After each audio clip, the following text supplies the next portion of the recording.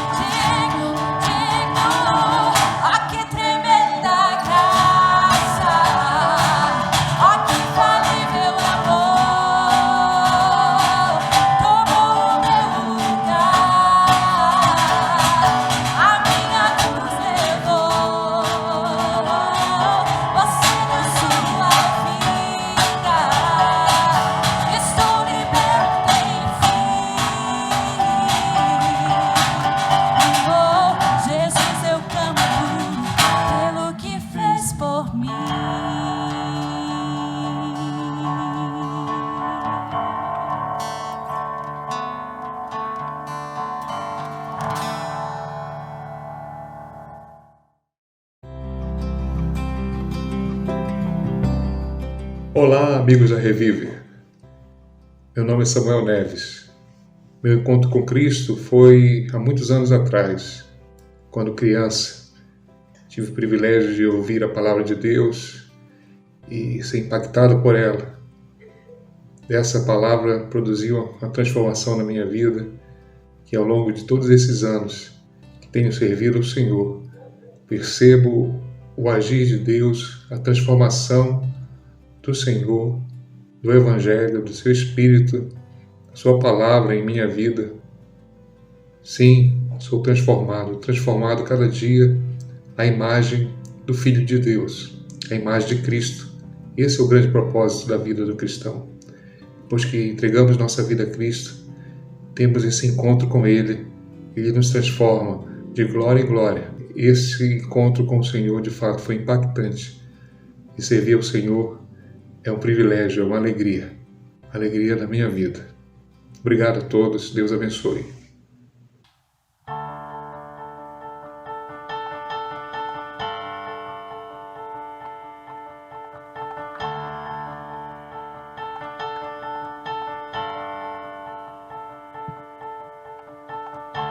No início era essa palavra, com Deus Altíssimo.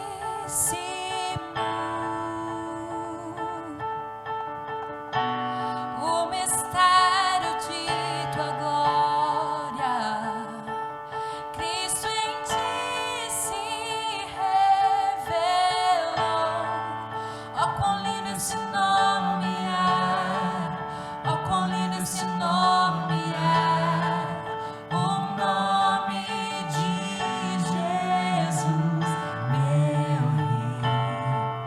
Ó, quão lindo esse nome é! Maior que tudo Ele é.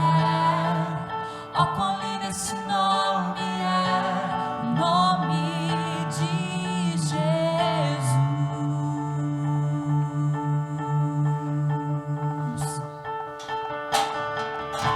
Deixou o céu para buscar-nos, veio para nos resgatar.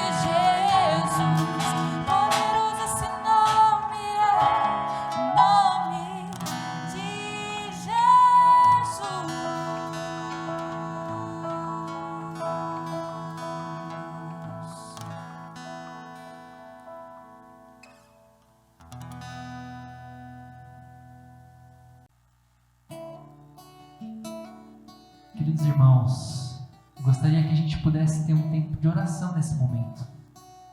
Que a gente possa agora se concentrar em Deus e colocar os nossos corações diante dele. Eu sei que temos passado por muitas dificuldades nesses últimos dias. Temos parentes que podem estar passando por dificuldades também, amigos.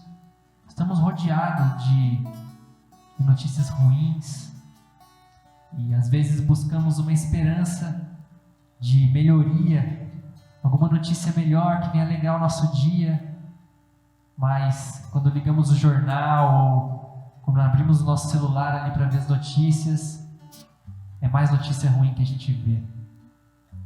Isso tem que nos lembrar que nós não somos parte desse mundo. Essa indignação, essa sensação de que, poxa, quando que isso vai acabar? Eu não gosto de viver nessa situação. Esse senso, essa sensação que a gente tem é um indício da eternidade que está colocada em nós. Nós ansiamos pelo eterno, ansiamos por aquele momento em que estaremos 100% na presença de Deus. E hoje nós podemos já desfrutar disso por meio de Cristo. Cristo, Ele, estando nessa eternidade perfeita, abriu mão da sua glória e se fez um homem simples, que não tinha beleza, como a Bíblia diz, um homem qualquer, não havia nada de diferente nele, era uma pessoa normal, que você cruzaria na rua e não imaginaria que aquela pessoa é o próprio Deus encarnado. Esse Deus, Ele veio, Ele sofreu as nossas dores, Ele sabe tudo que nós estamos passando, não só porque Ele é Deus e nos conhece, mas porque Ele também passou pelas mesmas angústias. Por saber o que a gente passou e por ter morrido em nosso lugar, Ele é o sacerdote perfeito, o mediador perfeito entre nós e Deus, para nos trazer essa paz que tanto ansiamos. Ele sofreu por todos os nossos pecados, para que nós pudéssemos ter a graça dele em nossas vidas. Essa é a nossa esperança, é nisso que nós confiamos, é isso que nos alegra quando olhamos uma notícia e vemos que parece que a situação não vai melhorar. Nós lembramos que a situação já está melhor simplesmente pelo fato de que nós fomos redimidos, fomos salvos e temos um relacionamento perfeito com Deus. E toda essa perfeição já habita em nós. Com isso nós temos forças para enfrentar toda e qualquer situação, para abençoar, mesmo quando nós estamos com dificuldades. Isso é fora da nossa compreensão, porque realmente é sobrenatural. Vamos orar nesse momento para que Deus venha realmente tomar o nosso coração e enchê-lo de paz, colocar paz com relação aos nossos negócios, às nossas agendas, que Ele venha colocar a paz que excede todo entendimento, por sabermos que tudo que estamos fazendo aqui neste mundo, tudo que estamos passando neste mundo, é passageiro. Nós somos cidadãos de uma cidade celestial, nós somos parte de um povo, o povo de Deus, chamado e escolhido por Ele, para anunciarmos as boas novas do Evangelho. Vamos orar. Senhor Deus, muito obrigado pela vida de Cristo. Obrigado por tão graciosamente e humildemente se ofertar em nosso lugar. Quando nós não tínhamos salvação, não tínhamos como escapar da nossa condenação, o Senhor se fez homem. O Senhor nos deu a salvação, a solução. O Senhor cuidou de nós, o Senhor nos alcançou e a Bíblia diz que o Senhor fez quando nós ainda éramos pecadores. Se o Senhor ama tanto pecadores assim, quanto mais a nós, que agora somos filhos do Senhor, fomos feitos filhos por meio de Cristo.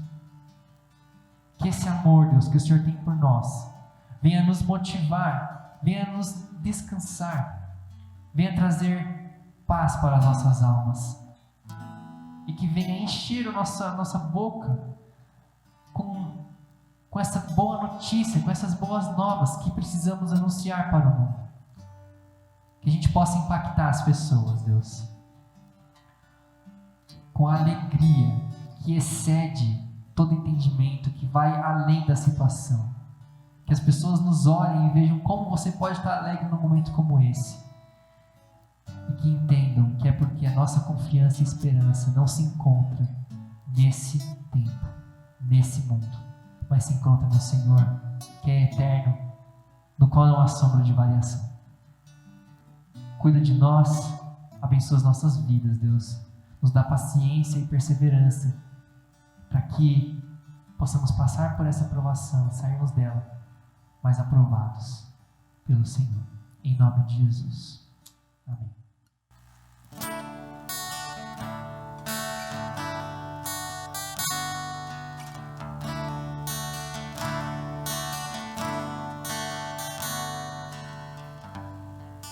Ele não tinha qualquer beleza ou majestade para nos atrair. Nada havia em sua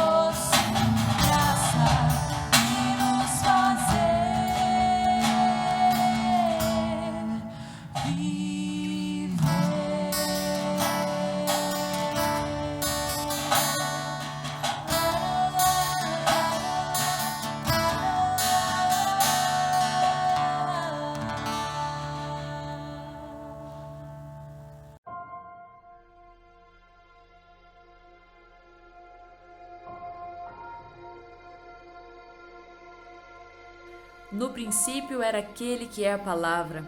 Ele estava com Deus e era Deus. Ele estava com Deus no princípio. Aquele que é a palavra tornou-se carne e viveu entre nós. Vimos a sua glória, glória como do unigênito vindo do Pai, cheio de graça e verdade.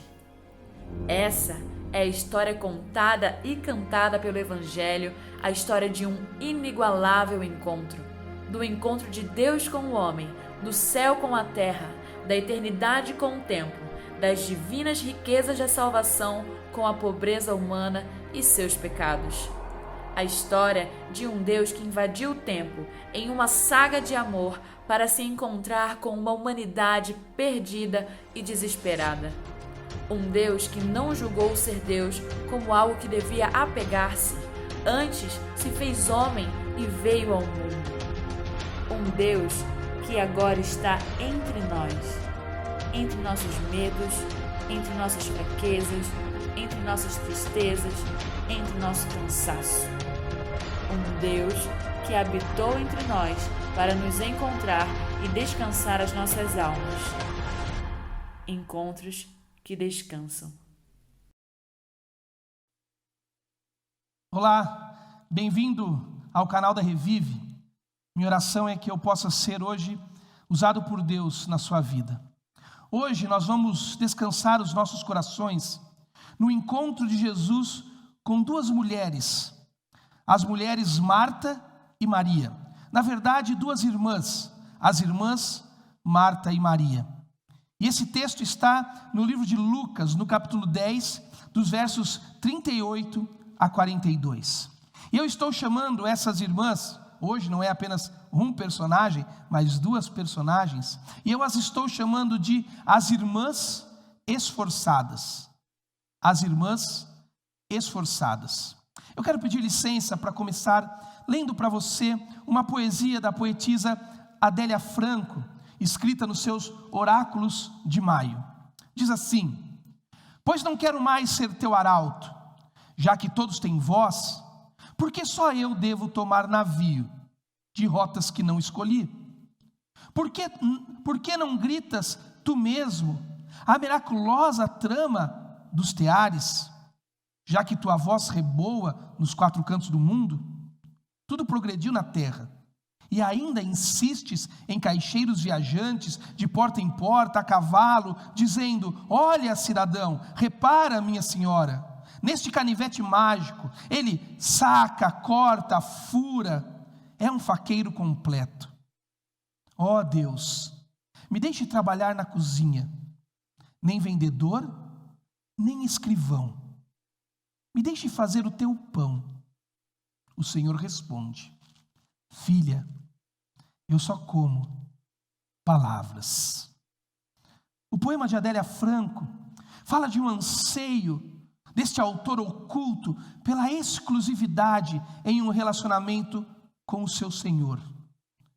E ela descobriu e ela percebeu no seu poema que o caminho para essa exclusividade talvez seja a relação das realizações, das produções que façam esse Senhor aceitar a pessoa que produz. Adélia Franco está nos dizendo que é por meio das produções da vida que o Senhor vai nos aceitar. Então, o personagem quer chegar mais perto, ele quer ter mais proximidade, ele não quer mais ser aquele arauto que fala, já que todos estão falando. Ele não quer mais ser o vendedor, o caixeiro viajante, porque o mundo mudou. Ele quer ficar mais próximo, ele quer realizar mais, ele quer realizar melhor, ele quer ficar na cozinha, ele quer fazer o pão do Senhor dele. Mas o Senhor informa que ele não se alimenta dos esforços, que ele não aceita alguém pelos esforços, porque ele não se alimenta de pão, mas ele se alimenta de palavras. O poema de Adélia Franco nos lembra que não existe recurso naquilo que produzimos que nos faça alcançar o ingresso aos átrios do relacionamento com o nosso Senhor. Isso é muito difícil para nós aceitarmos em nosso tempo. Afinal, nós vivemos em um tempo em que desde cedo somos cobrados por produzir. Em grande medida, é o que e o quanto produzimos que nos localiza na sociedade que vivemos. É o que e o quanto produzimos que define a nossa identidade como cidadãos dentro desta sociedade. Na verdade, o dogma da sociedade contemporânea é o seguinte: você precisa fazer para pertencer. Veja como nós vivemos e que mundo é esse. As crianças precisam desde 4 anos de idade, segundo a lei do nosso país, ir para a escola. Ela precisa produzir desde os 4 anos de idade. Os jovens precisam crescer o mais rápido possível no mercado de trabalho, antes que seja tarde demais. O estudante, ele precisa alcançar o mais cedo possível as maiores formações necessárias. Afinal, é esse o tempo em que estamos sendo guiados pela máxima da produtividade. Esse mundo aconteceu e chegou a nós mais ou menos assim. As luzes da cidade foram acesas, as aglomerações se fizeram e a produção precisou aumentar, porque nas cidades havia mais gente para consumir. Então, as máquinas das fábricas foram ligadas, 24 horas por dia, 7 dias por semana. O homem foi colocado dentro das fábricas no breu noturno para produzir pela iluminação da luz elétrica. Isso mudou completa e definitivamente a noção de tempo desse homem. Agora, essa nova noção de tempo que esse homem tem é de um tempo que não volta mais para o lugar da onde ele saiu. É um tempo onde o dia não precisa mais terminar na noite e a noite não precisa deixar de ser dia. Esse tempo, ele é um tempo linear. Ele é um tempo que corre sempre para frente, porque enquanto corre para frente, sem nunca voltar para o lugar de onde parou, a produção não precisa parar também. Nós não precisamos mais dormir quando o dia acaba, e nem precisamos acordar para produzir quando o dia volta a nascer. Nós podemos fazer isso o tempo todo, porque o tempo não volta mais para o lugar de onde saiu. O tempo é sempre constante, é sempre linear, ele nunca para, porque a produção nunca pode parar, porque a máxima dessa geração é que o que nos identifica, o que nos dá lugar na sociedade, é a nossa produção. É nesse tempo que o homem que tem tempo não é sério. O homem que tem tempo é alguém folgado, desocupado, alguém que não produz corretamente. Se você for atento, você vai descobrir que isso está impresso em todas as mídias que acompanhamos. Por exemplo, você já notou o slogan daquele famoso canal de jornalismo da TV fechada do Grupo Globo, o canal Globo News? Você já percebeu o slogan dele? Nunca desliga. Um tempo linear, um tempo que não para, um tempo que não volta para o lugar de onde saiu, porque a produção não pode dormir, a produção não pode descansar, a produção não pode parar, porque a produção é aquilo que dá a nós a identidade de quem somos, o nosso lugar na sociedade.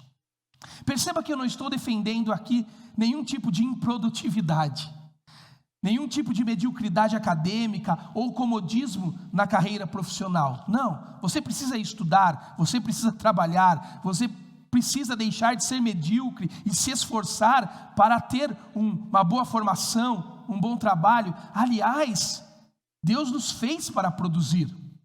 Quando o Criador nos fez representados naquele primeiro casal no Jardim do Éden, Adão e Eva, Ele deu àquele casal um mandato cultural. Ele mandou Adão e Eva cultivar o jardim. Ele mandou Adão e Eva produzir naquele lugar.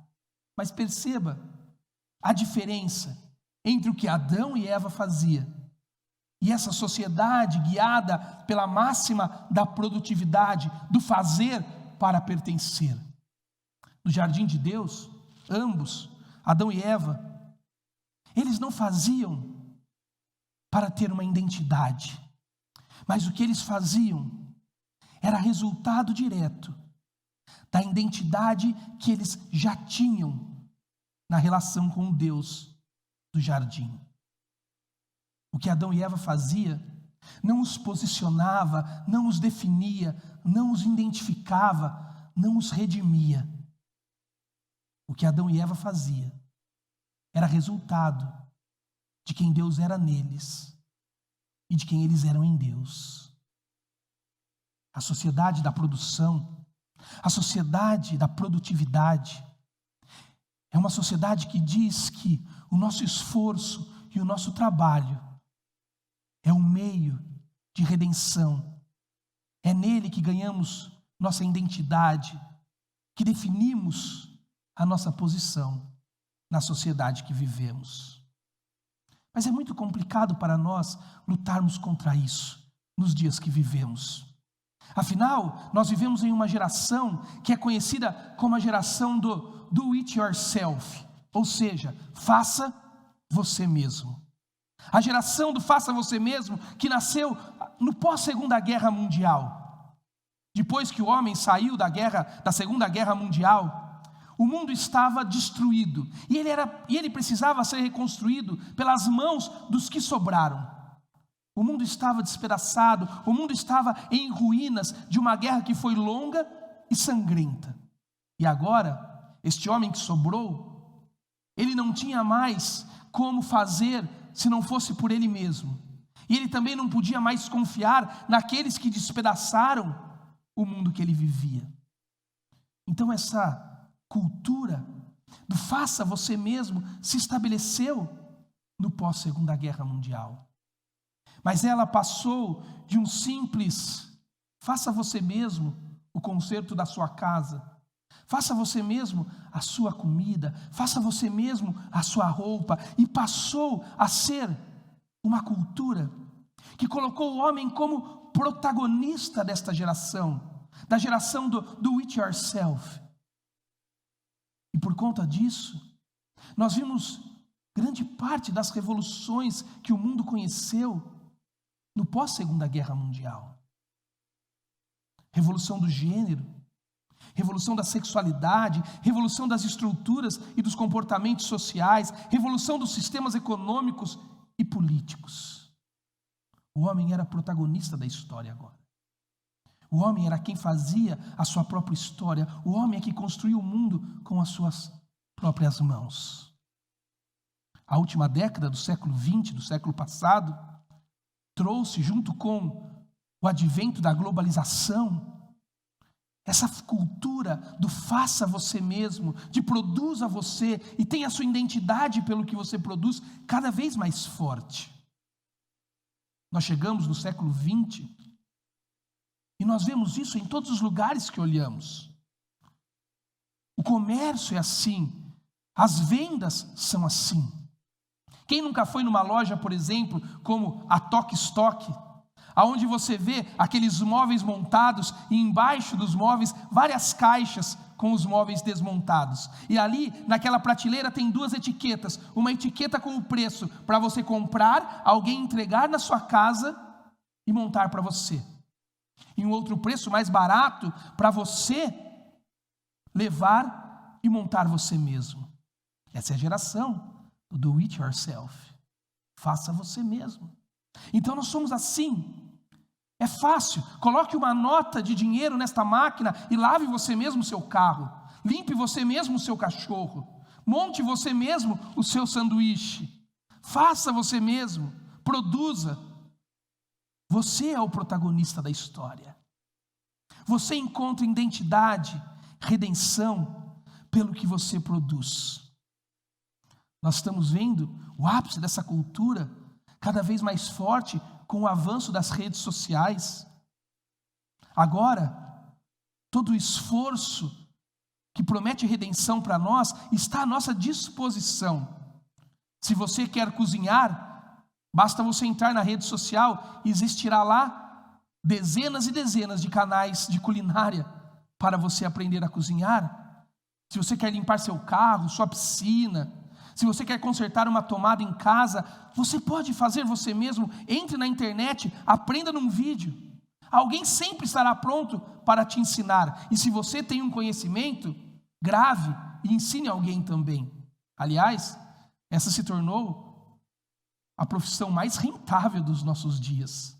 Cursos e mais cursos na internet, que dizem para as pessoas: nós podemos fazer, todo mundo está pronto a ensinar você em troca de um like e de um sininho ativado.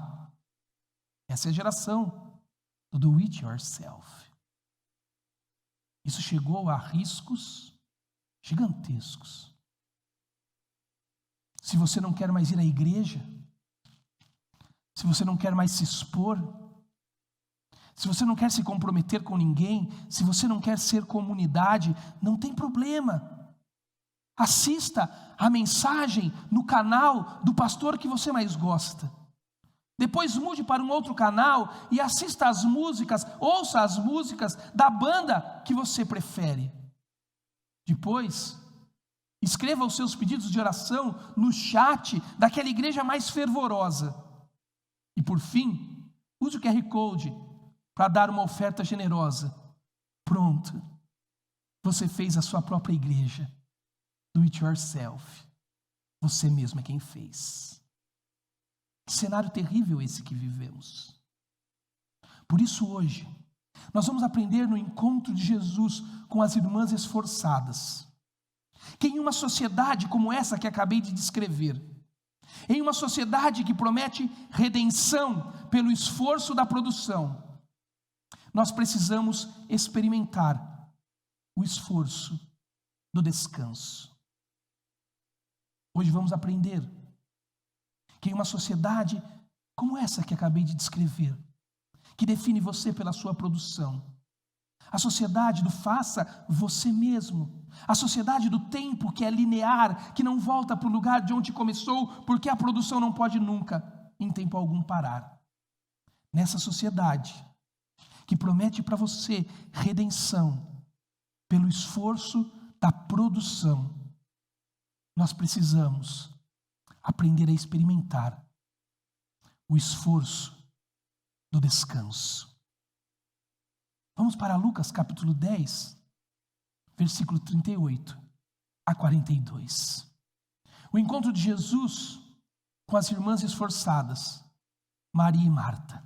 Se você notar o seu texto, no livro de Lucas, você vai descobrir que a narrativa do encontro de Jesus, da visita de Jesus à casa de Maria e de Marta, aquela casa que ficava no vilarejo de Betânia, essa narrativa em Lucas capítulo 10, a partir do verso 38, segue-se logo após a Jesus contar a parábola do bom samaritano para os seus discípulos. Na verdade, nos versos anteriores, na parábola do bom samaritano, o texto começa com os discípulos perguntando para Jesus: o que devo fazer? Percebe? No mundo das produções, no mundo onde o esforço produtivo promete a redenção, eles dizem: o que devo fazer, Jesus, para ganhar a vida eterna? Então Jesus conta a parábola do bom samaritano, e ele conta aquela parábola que contrasta a boa atitude do samaritano com as atitudes ruins e erradas daqueles religiosos, o sacerdote e o levita. Se você não conhece, você pode ler no seu texto, na sua Bíblia, na sua casa. E então o texto termina com Jesus dizendo: vocês entenderam a parábola do bom samaritano? Então vão e façam você mesmo. Lembra como começa o texto? Jesus, o que devemos fazer? Ele conta a parábola e termina dizendo: então vão e façam. Vão e se esforcem por fazer vocês mesmos. Você precisa perceber algo importante aqui, para entender a lógica de Jesus com Marta e Maria. Jesus não está dizendo para os discípulos, enquanto conta a parábola do bom samaritano: vão e façam vocês mesmos, porque vocês têm poder para fazerem. Mas Jesus está dizendo: faça o que eu disse para vocês fazerem, como resultado direto de alguém que reparte o que Jesus é, tem e faz. Jesus é o nosso bom samaritano. O que fazemos, só fazemos porque Ele fez primeiro por nós. Jesus é aquele que parou por nós, curou as nossas feridas, nos colocou no seu animal, nos levou à hospedaria, pagou por nós e ainda prometeu pagar quando voltasse. Jesus é o nosso bom samaritano. Ele fez por nós.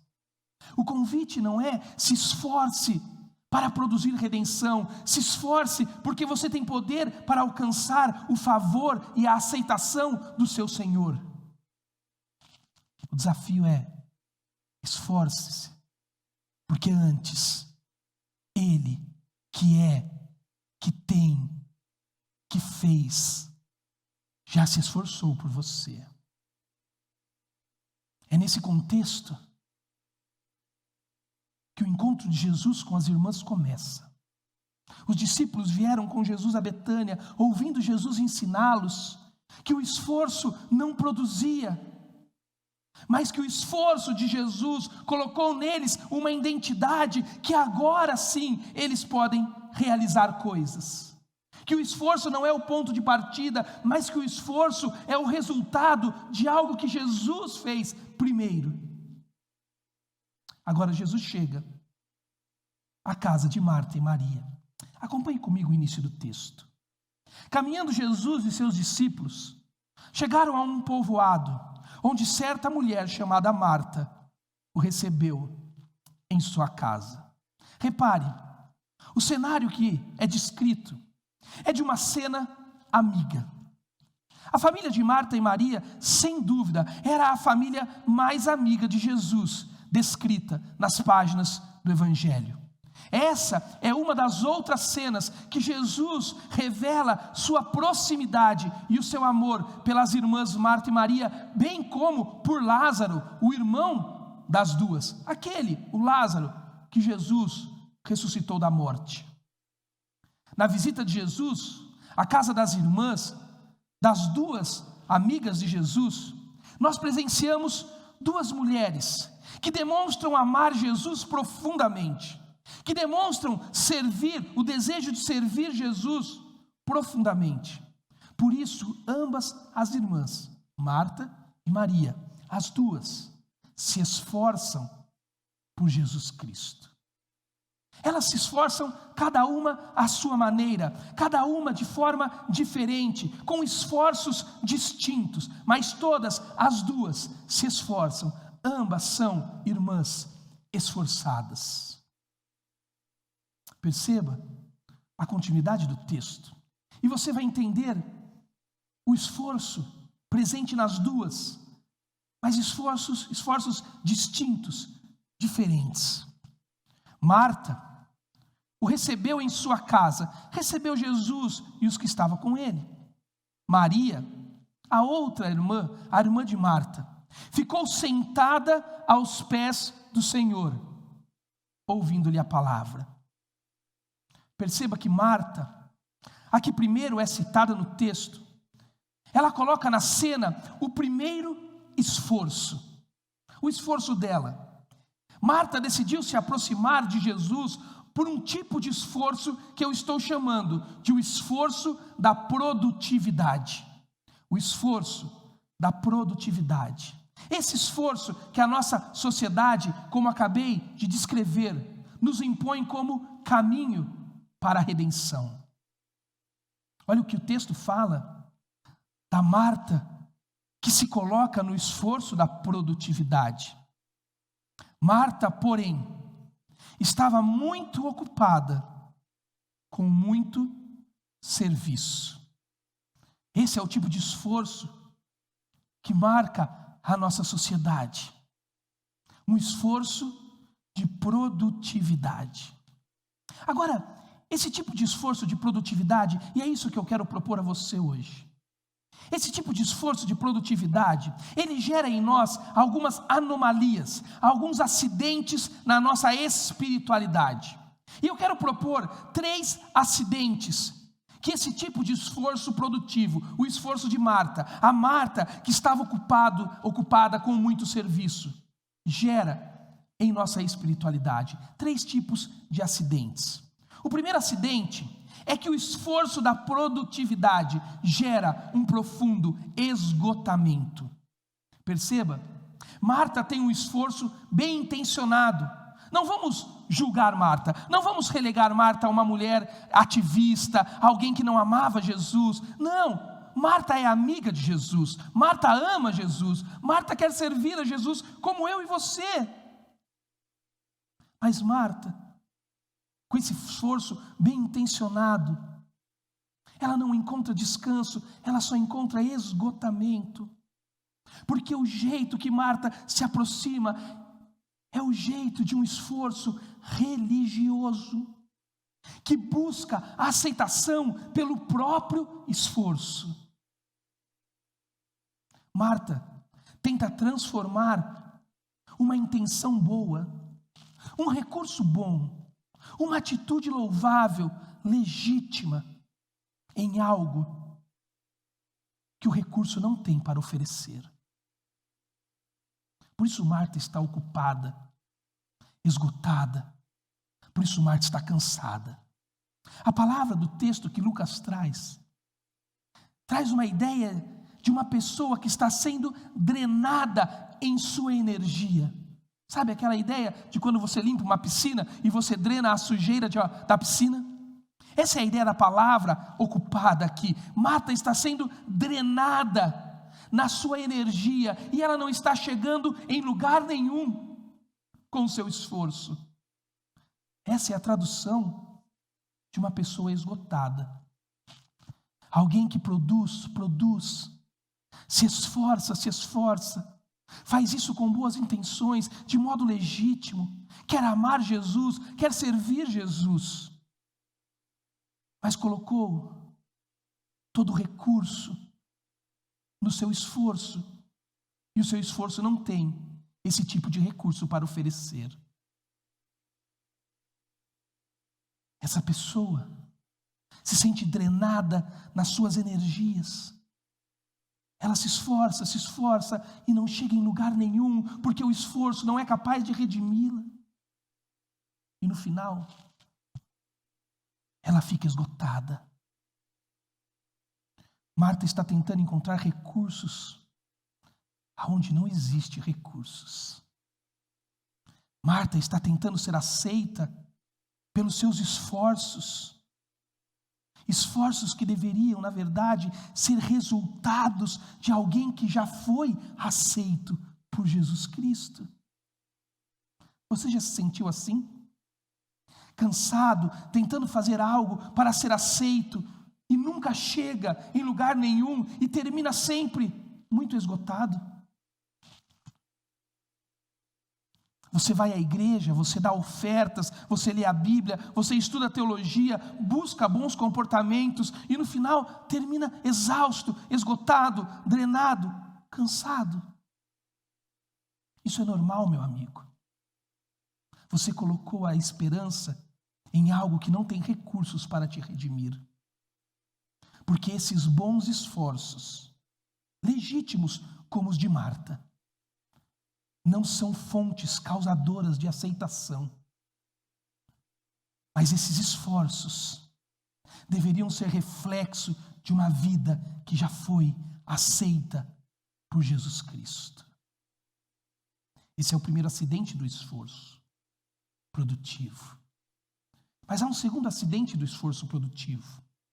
E ele é o seguinte, que o esforço produtivo que gera o esgotamento também traz para nós a necessidade de sempre culpar alguém pelo nosso cansaço, pelo nosso esgotamento.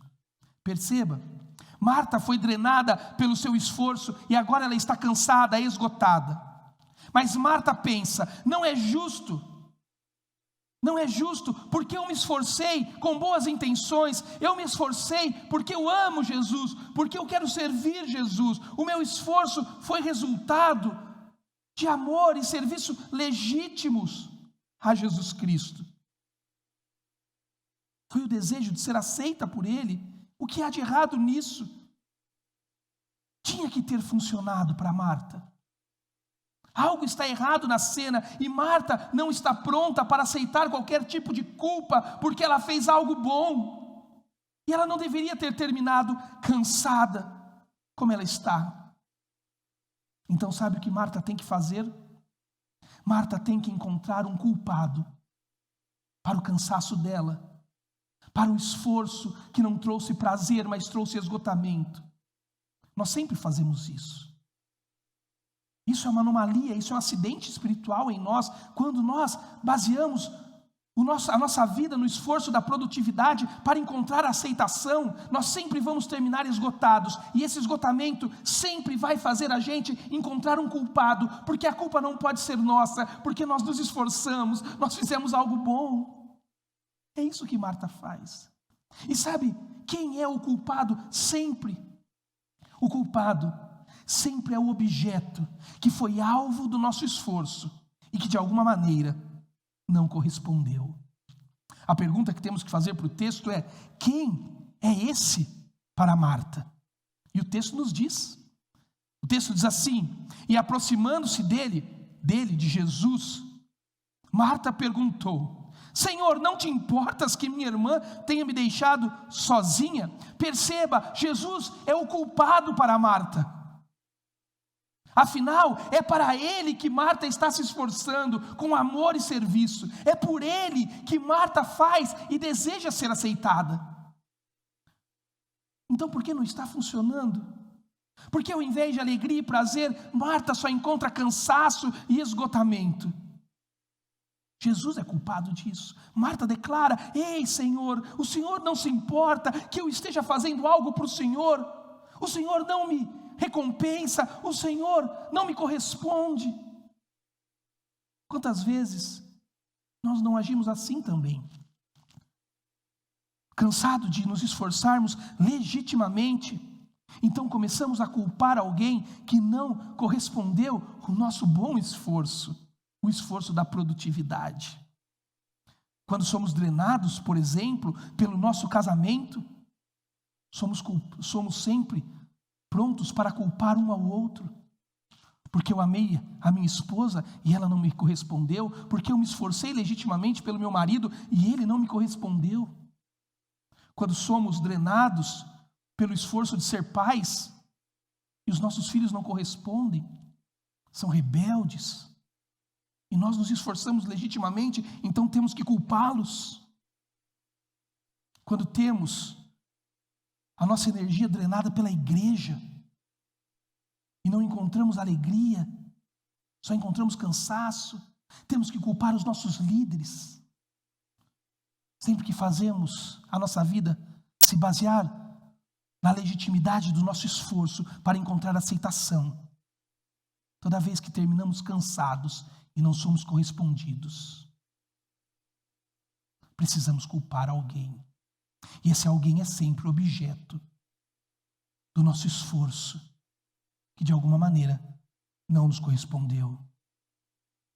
Quando não temos mais ninguém para culpar, fazemos como Marta, culpamos ao próprio Deus, porque Ele não soube ou talvez não quis retribuir toda a qualidade do nosso esforço.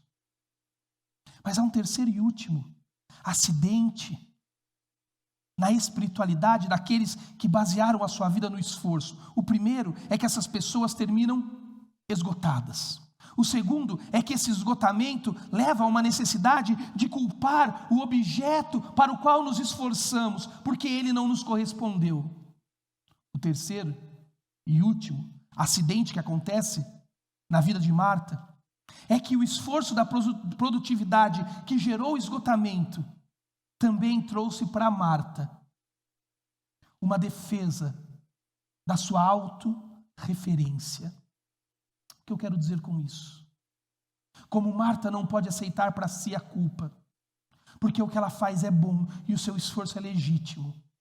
Como Marta tem que culpar o outro, no caso Jesus, Marta também precisa dizer para todos que o que ela faz é tão bom, que todos deveriam fazer como ela faz.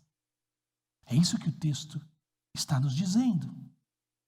Veja, o texto diz, Marta se dirigindo a Jesus, ela diz, Jesus, diz-lhe que me ajude.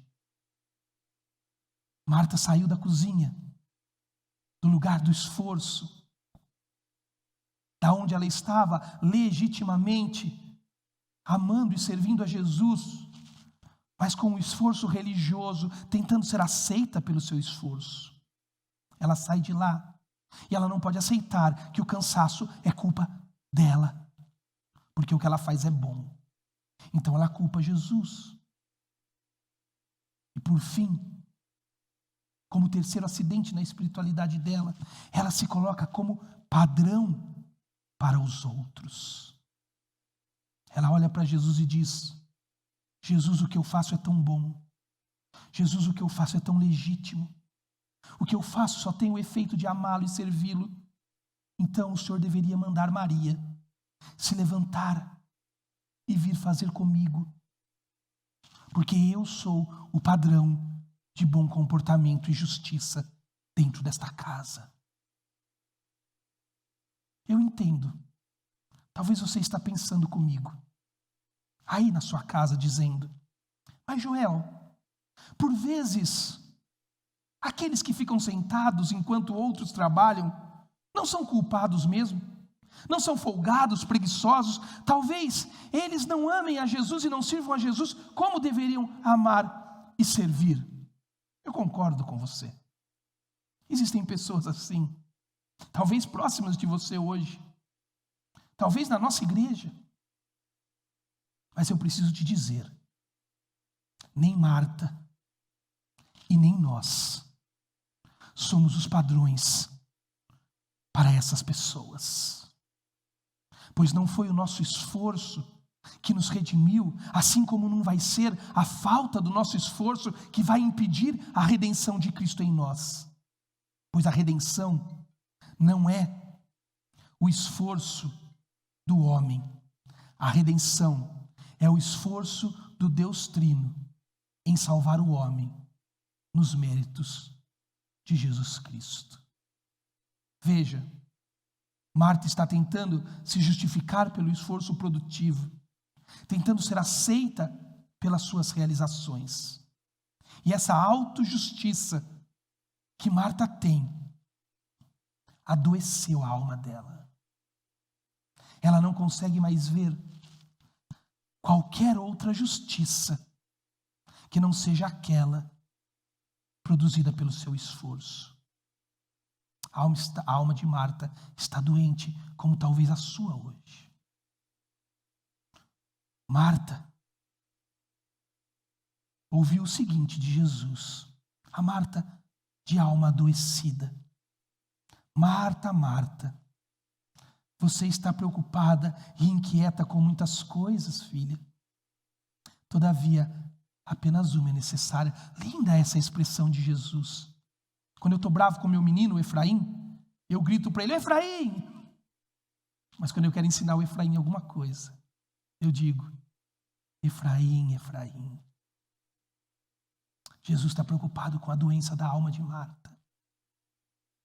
Da Marta que se esforça para ser aceita. Da Marta que se esforça para chegar em algum lugar. Jesus está preocupado com esse esforço que adoeceu a alma de Marta, com esta autojustiça de Marta, que fez ela fazer dos outros o culpado do seu esgotamento, que fez ela se tornar padrão do outro, porque ela acredita ser a melhor dentro daquela casa. Jesus está preocupado com ela. Está preocupado com você, que tem baseado a sua vida na autojustiça, no esforço produtivo. E Ele está dizendo este dia para você, Marta, Marta, Joel, Joel. Não se preocupe com todo esse esforço. Olhe para mim. Só isso lhe é necessário. Perceba o drama desta mulher. Esta autojustiça de Marta Perceba o drama da justiceira Marta. A justiça de Deus se moveu da eternidade, se fez homem, habitou entre nós, viajou até o vilarejo de Betânia, apertou a campainha da casa de Marta, sentou no sofá daquela mulher, e Marta não conseguiu ver a justiça de Deus encarnada no mundo. Veja o veneno que é a tentativa de justificar-se pelo esforço da produtividade. Que drama Marta está vivendo. Jesus vai terminar o texto, a visita, dizendo: Marta, Maria escolheu a boa parte, e essa não lhe será tirada. O que Maria escolheu? Nós temos a informação no texto, enquanto Marta estava se esforçando para amar Jesus, servir Jesus e ser aceita pelo seu esforço. Um esforço legítimo, mas que não tinha recursos para redimi-la. Enquanto Marta estava lá inquieta, esgotada, drenada, culpando todo mundo, se tornando padrão de todos, Maria estava sentada aos pés de Jesus. Que parte é esta que Maria escolheu? A parte de não fazer nada? A parte de aproveitar da companhia de Jesus enquanto a sua irmã se esfolava sozinha com um monte de trabalho na cozinha? A parte de ignorar que amar Jesus e servir Jesus também demanda de algum esforço? Não me parece que é essa a parte boa que Maria escolheu. Na verdade, eu acredito que Maria, tal qual Marta, escolheu se esforçar por Jesus, mas se esforçar de um jeito diferente. Maria escolheu um outro tipo e mais difícil esforço. Um esforço que eu estou chamando de o esforço do descanso. O esforço do descanso. Perceba, para Maria, seria bem mais fácil acompanhar a irmã nas atividades na cozinha. Afinal, basta você seguir o fluxo e cumprir o que está convencionalmente estabelecido e você não terá inimigos. Não é assim a vida? Para Maria, era mais fácil escolher o que a irmã estava fazendo na cozinha, pois assim não sobraria nenhuma brecha para que ela fosse denunciada por qualquer erro. Em uma sociedade que valoriza o esforço, é mais fácil seguir essa tônica.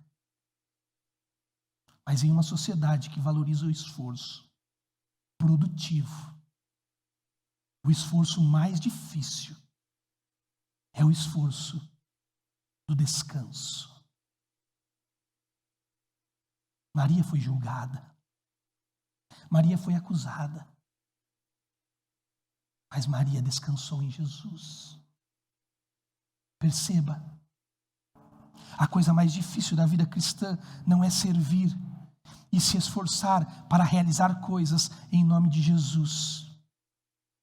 A coisa mais difícil da vida cristã é desistir de nós mesmos, dos nossos esforços, e descansar em Jesus Cristo, aos pés dele. Reconhecer que a nossa autojustiça não nos justifica e nem nos redime.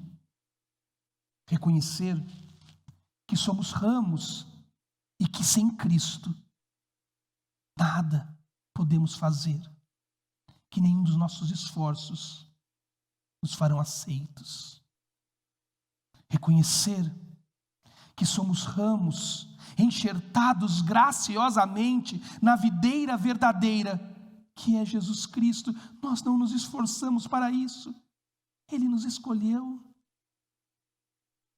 Reconhecer que nos alimentamos diariamente dessa justiça divina e não do nosso esforço que nos justifica. Reconhecer que repartimos com o mundo frutos que não produzimos pelo nosso esforço. Reconhecer que somos apenas canais dos frutos da videira de Deus no mundo. Lembre-se, meu amigo, a justiça de Deus visitou a sua casa na pessoa de Jesus de Nazaré. Ele entrou na sua casa, então agora ame-o, sirva-o, faça o melhor. Mas no final, não se esqueça, não foi você quem fez, mas foi Ele que fez em você. Então você pode descansar, porque o seu esforço não vai te redimir. Ó Deus, me deixe trabalhar na cozinha, nem vendedor, nem escrivão. Me deixe fazer o teu pão. O Senhor respondeu: filha, eu só como palavras. Lembre-se, Jesus não se alimenta do nosso esforço produtivo, mas você e eu nos alimentamos da justiça de Deus quando nos esforçamos para descansar em Jesus, o esforço mais difícil de todos. Deus te abençoe e até o próximo domingo.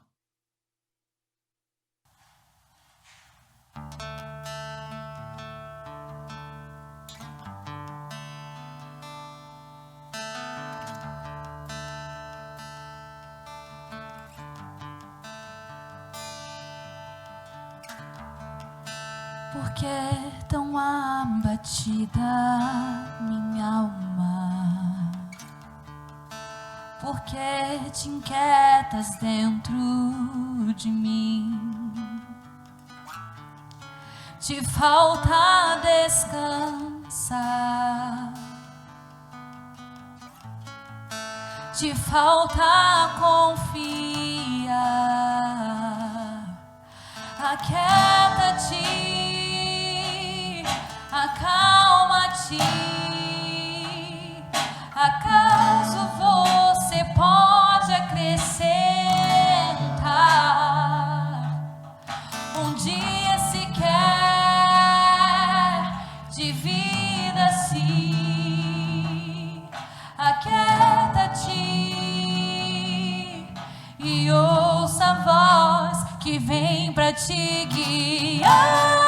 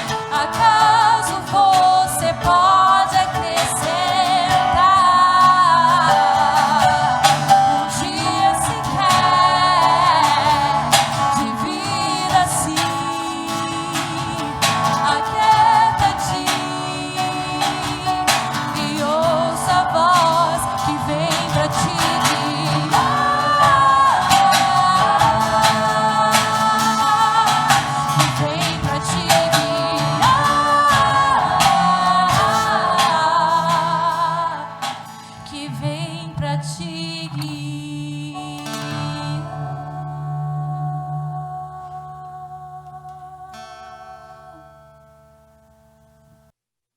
Que bom ouvir esta canção linda que temos ouvido todos os domingos, de saber que as nossas almas adoecidas pelo esgotamento que o esforço nos trouxe, podem ser aquietadas e descansadas em Jesus Cristo, aquele que se esforçou primeiro por nós.